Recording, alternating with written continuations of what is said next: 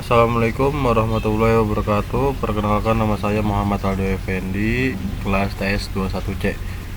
Kali ini saya akan mempresentasikan PowerPoint tentang kasus hukum terkait media sosial dari pelajaran media sosial. Oke, kita mulai aja. Bismillahirrahmanirrahim.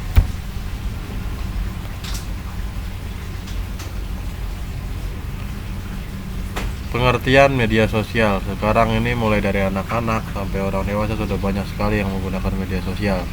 Media sosial biasa digunakan untuk bersenang-senang atau berbisnis. Namun, kira-kira Anda sudah tahu belum apa itu media sosial? Tujuan dan dampaknya sudah tahu? Kalau belum tahu, langsung kita bahas di video ini, oke?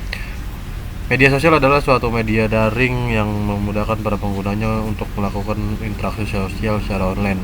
Di sana mereka bisa berkomunikasi, networking, berbagi, dan banyak kegiatan lainnya. Media daring yang sering digunakan saat ini adalah Instagram, Facebook, YouTube, Twitter, TikTok, dan lain-lain sebagainya. Media daring ini juga seringkali disebut sebagai sosial media atau sosmed, padahal menurut kaidah dan hukum pembentukan istilah bahasa Indonesia itu menganut kaidah DM atau diterangkan menerangkan, sedangkan bahasa Inggris MD atau menerangkan diterangkan. Contoh, kalau dalam bahasa Inggris istilah small eyes, dalam bahasa Indonesia berarti mata kecil, bukanlah kecil mata. Kalau dalam bahasa Inggris sosial media, maka jika diterjemahkan di dalam bahasa Indonesia akan menjadi media sosial, bukannya sosial media.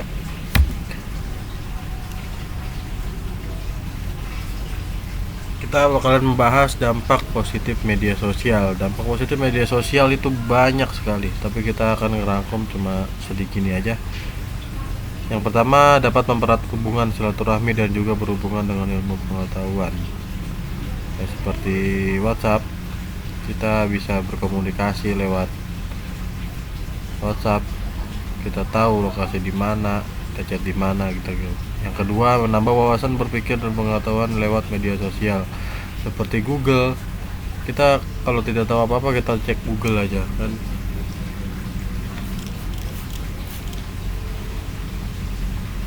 Yang ketiga, dapat menyediakan informasi yang tepat dan akurat, seperti informasi tentang perguruan tinggi, lowongan kerja, ataupun mengenai beasiswa.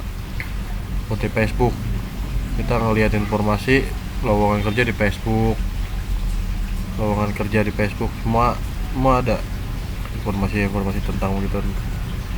Tapi kita harus masuk grup dulu di Facebook. Yang keempat, menyediakan ruang untuk berperan positif seperti komunikasi dengan para tokoh agama, ulama, ataupun motivator. Yang kelima, mengakrabkan hubungan pertemanan, komunikasi untuk pertemuan, rapat-rapat, atau social gathering. Nah, ini kita bakalan membahas dampak negatif media sosial. Dampak negatif media sosial itu banyak, tapi kita bahas cuma 8. Dan yang pertama itu, pada anak-anak dan usia remaja menjadi malas belajar karena lebih banyak berkomunikasi di dunia maya, khususnya masalah game online atau melihat film-film lewat YouTube atau lain-lainnya. Yang kedua, situs jejaring sosial akan membuat kaum remaja dan anak-anak lebih mementingkan diri sendiri. Yang ketiga, dari segi bahasa tidak ada aturan bahasa dalam jejaring sosial, sehingga bagi anak-anak dan remaja bisa menggunakan bahasa seenaknya seperti apa yang didapat dari media sosial. Yang keempat, situs jejaring sosial adalah ladang subur bagi predator atau pemangsa manusia untuk melakukan kejahatan seperti penculikan. Kita kenal di media sosial, terus kita ketemuan, ternyata orang itu nggak bener ya, ternyata kita diculik ya, amit-amit ya, nauzubillah. Yang kelima itu pornografi telah merajalela di media sosial atau internet, sehingga kaum remaja banyak yang terpengaruh karenanya. Gara-gara habis nonton film di medsos, kemudian remaja berhubungan seksamanya. Yang keenam, media sosial dan internet telah dijadikan atau modus penipuan bagi kaum penjahat yang mengambil berbagai macam keuntungan material. Hal ini sudah banyak yang terjadi. Yang ketujuh, banyak adegan-adegan yang menggiurkan para pengguna media sosial secara bebas dan leluasa. Yang kedelapan, menjadikan seorang individualistik dan acuh kepada yang lain. Itu dampak negatif dari media sosial.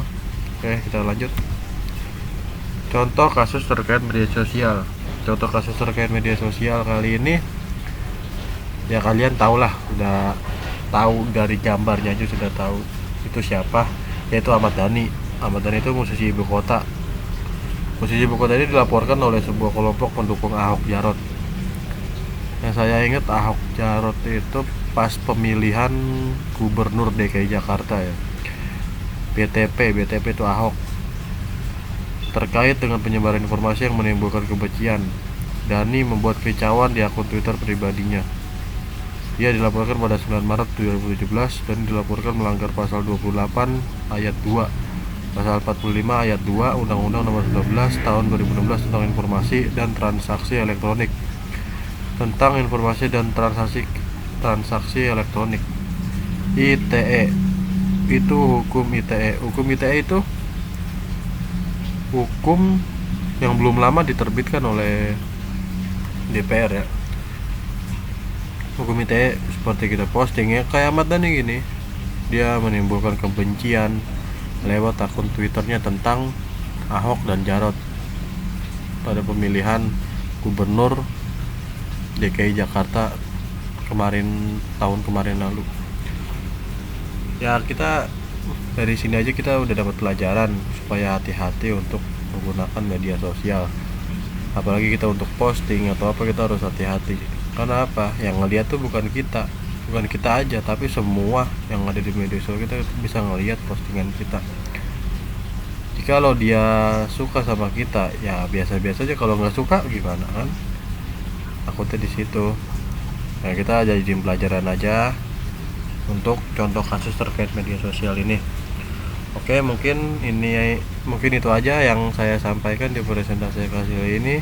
Mohon maaf jikalau ada kesalahan dari segi gambar, dari segi kata-kata, atau semuanya yang menurut kesalahan.